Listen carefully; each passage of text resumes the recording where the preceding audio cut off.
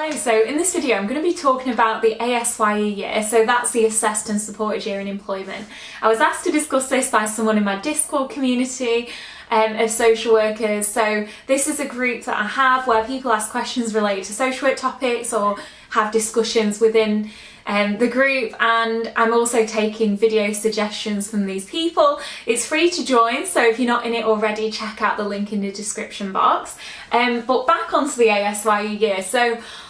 this is a supported year in employment, so it's extra support that's there so that you're not sort of expected to be at the level of all the other sort of more experienced workers on the team. You are given time for reflective supervisions and reflection in general by completing a reflection log and various different pieces of work to form your portfolio.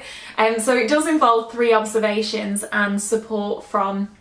whoever's supervising you, and you may find that that seems daunting and you're just trying to get away from doing assignments when you've just finished uni, but actually it is kind of a good thing, and it did really help me with sort of moving on in my career. I felt like it really helped develop my professional identity, because there were times where I was really struggling with some of the things that I was learning, and having that support around me, especially because in the council that I work for there's learning circles, so I'd have other people who were ASYEs sort of talking amongst each other, reflecting on things that were happening, and it made me feel less alone, because sometimes when you feel like everything's out of your depth, it can be quite a lonely place. And also when you come in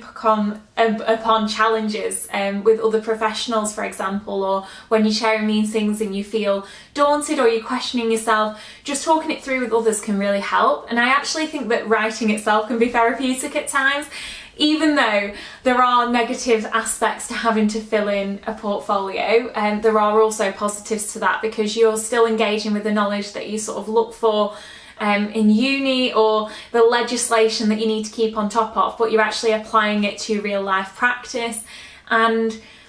there's opportunities to continue to get trained up, which you would have anyway as a social worker, but I think there's just more emphasis on acknowledging that you will need that during that first year especially. During the sort of observations, they can be a positive experience if you get some good feedback from people, and there's also an emphasis on making sure that you're shadowing other workers to get an idea of sort of what goes on in practice and what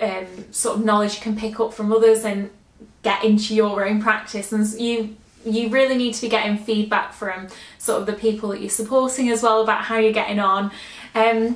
So the whole thing is just really about getting a bit extra support during that year, and then also filling in the portfolio and reflecting on what you're doing. It's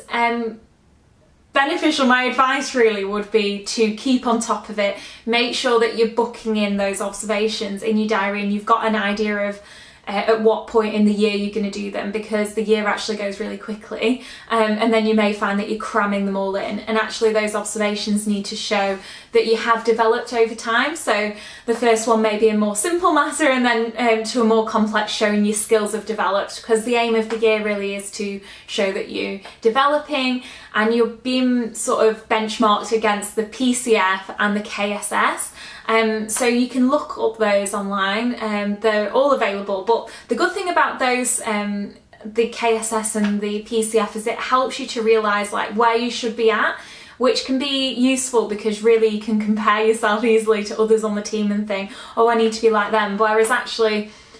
you don't need to be sort of as confident as some of the others. Like, you just need to be working at the level that you're at, and that's fine. And there'll be things that you're more confident at than others as well, because if you're straight out of uni, you're going to know the most up-to-date knowledge and things, and others will sort of think that you'll be better at that sort of thing as a result, but there'll be other members of the team that will have strengths in other places. So really, you bring a lot to it already, and it's just about reflecting on that and your development.